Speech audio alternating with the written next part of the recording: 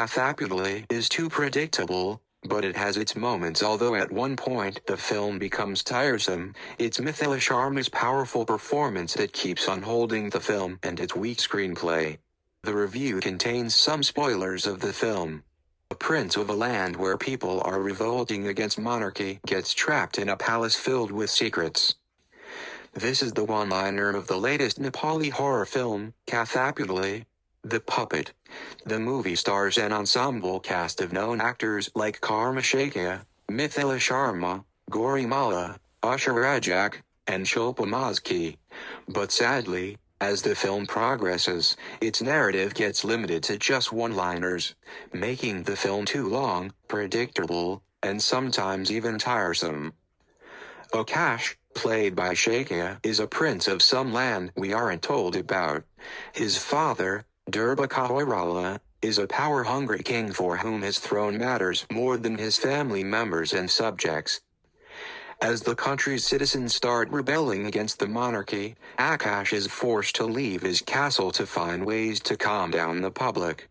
But due to some circumstances, he gets injured and is forced to take refuge in a palace, where Gauri Malla, played by Mithila Sharma, is the caretaker.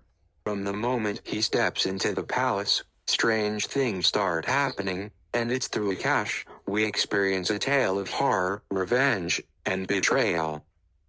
Directed by Mithila Sharma, the film does have a few elements that we, as an audience, seek in a horror film. There's an interesting premise built from the beginning, as we are taken into a world that dates back a few decades, a time when people lived in houses that were big enough to hide the secrets of its inhabitants.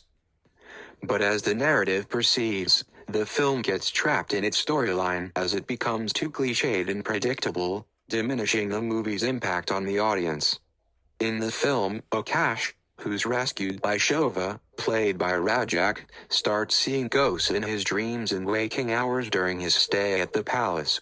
Time and again, he shares with Shova and Gauri Malla that he saw a strange figure or heard something unnatural. But both of them refute his claims and try to convince him that it's just his imagination and nothing else. These are moments in the film where it tries to scare us, and some scenes in the movies manage to do that, especially the scene where a ghost flies above Akash's body, and even the movie's final act is genuinely petrifying.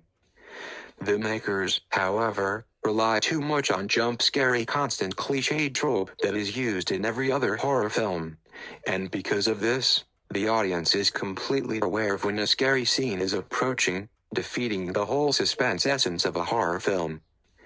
Thus, the biggest letdown of the movie becomes its writing. Although it tries to project itself as a story with a complex plot and characters, its inability to free itself from cliches makes it conventional.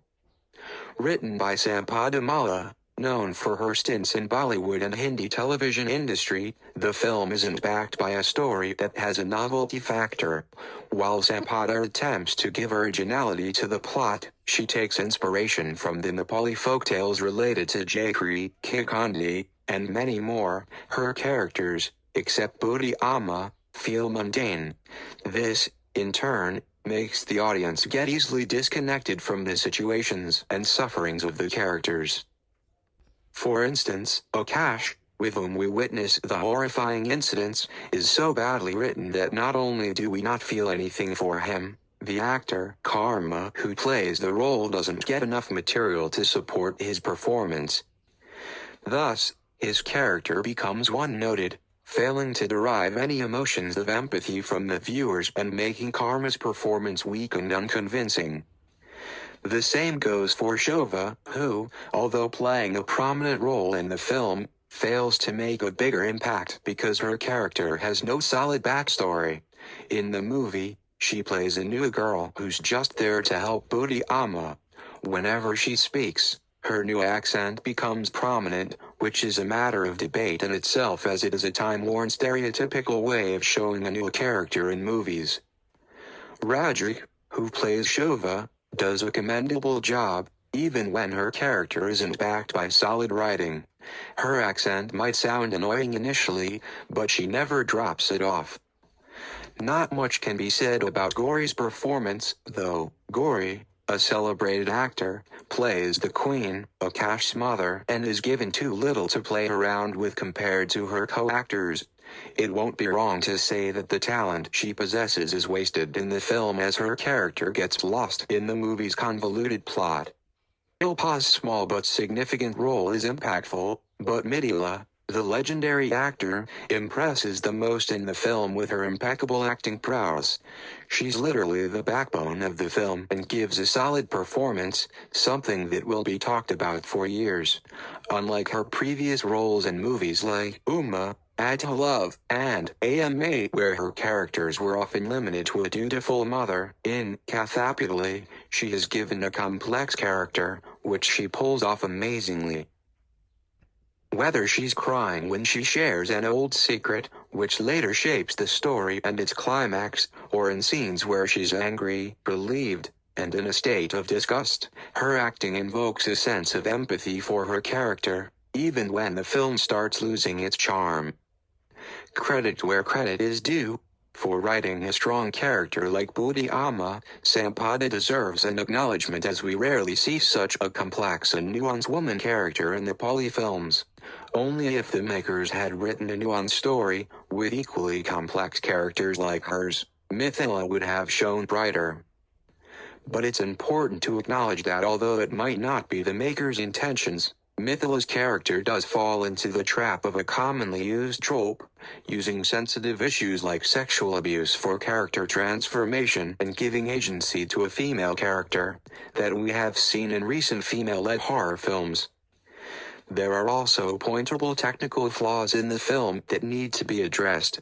For instance, since most of the film's major scenes occur at night, due to lack of proper lighting, we cannot see what's transpiring on the screen clearly.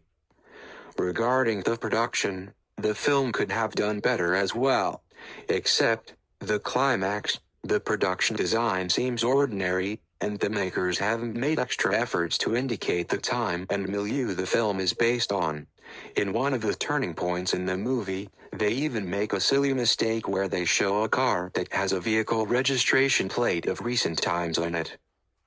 Mira Maherjan's costume design is another disappointing element of the film.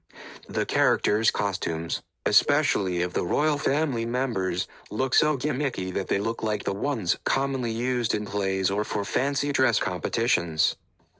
Nevertheless, the makers of the film deserve applause for branching out and making a horror movie when the industry is more focused on churning out comedy movies. Only if the makers had paid attention to creating nuanced characters, the film could have made more impact than it has among the audience and the Nepali film industry.